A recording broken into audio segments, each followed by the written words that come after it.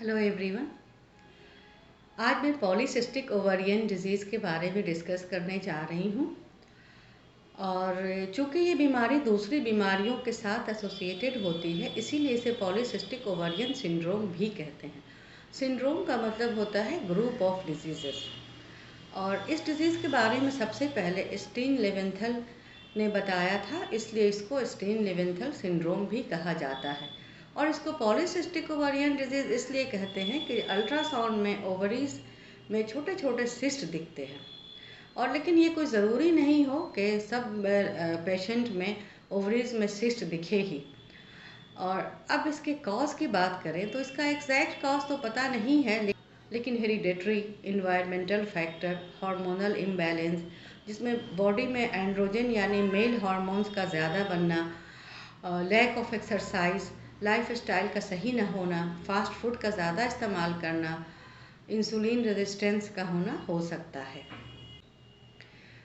अब ये बीमारी किस तरह होती है, यानी इसकी पैथोलॉजी क्या है, इसके बारे में डिस्कस करें तो नॉर्मल औरतें जो होती हैं उसमें ओवरीज और एड्रिनल दोनों से मेल हार्मोन्स कम अमाउंट में बनते हैं, यानी एंड्रोजन का फॉर्मेशन कम अमाउंट में होता है। लेकिन इस बीमारी में ओवरीज और एड्रिनल दोनों से एंड्रोजन का फॉर्मेशन बढ़ जाता है, और ख़ासकर ओवरीज से ज़्यादा बढ़ता है। और नॉर्मल ओवरीज एस्ट्रोजन का एक्टिव फॉर्म जिसे एस्ट्राडायोल कहते हैं उसका फॉर्मेशन करती हैं।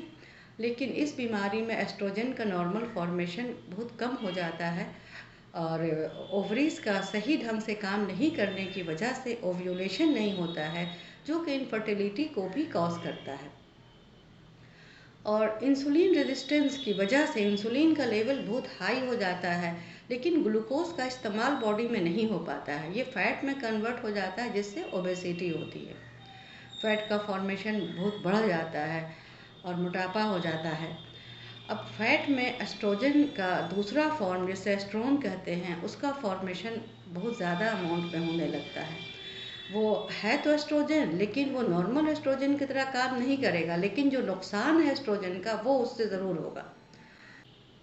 अब इसमें सिम्टम्स की बात करें तो इरेगुलर मेंस्ट्रुअल साइकिल मिलेगा, यानी कि ओलिगोमेनोरिया, कम मेंस्ट्रुअल फ्लो का होना, अमेनोरिया, कभी कभी मेनोरेजिया भी हो सकता है, यानी कि एक्सेसिव मेंस्ट्रुअल फ्लो, और इनफर्टिलिटी, ओबेसिटी, डिप्रेशन, और एक स्किन लीजन मिलता है जिसको एकैंथोसिस नैग्रिकेंस कहते हैं।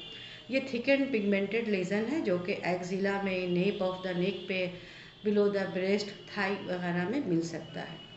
और एक्सेसिव एंड्रोजन होने की वजह से हार्सिटिज्म मिलता है। हार्सिटिज्म में फेस पे जो हेयर्स होते हैं उनके मिलने को बोलते हैं।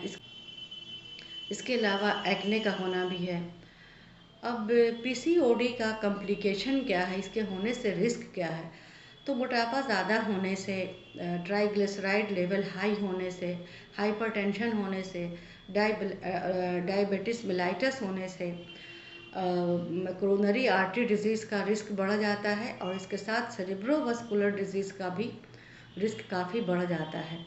और एस्ट्रोजन का जो हाई लेवल होता है उसकी वजह से एंडोमेट्रियल कार्सिनोमा, ब्रेस्ट कार्सिनोमा का रिस्क भी बढ़ जाता है, और इनफर्टिलिटी तो होती ही है। तो इसमें प्रिकॉशन ये लेना है, किस तरह का सिम्टम्स अगर दिखता है तो एक तो डॉक्टर से कंसल्ट करना है। प्रिवेंशन के लिए लाइफ स्टाइल सही रखना है, एक्सरसाइज हमेशा करते रहना है, और डाइट सही रखनी है, जंक फूड, फास्ट फूड से परहेज़ करना है।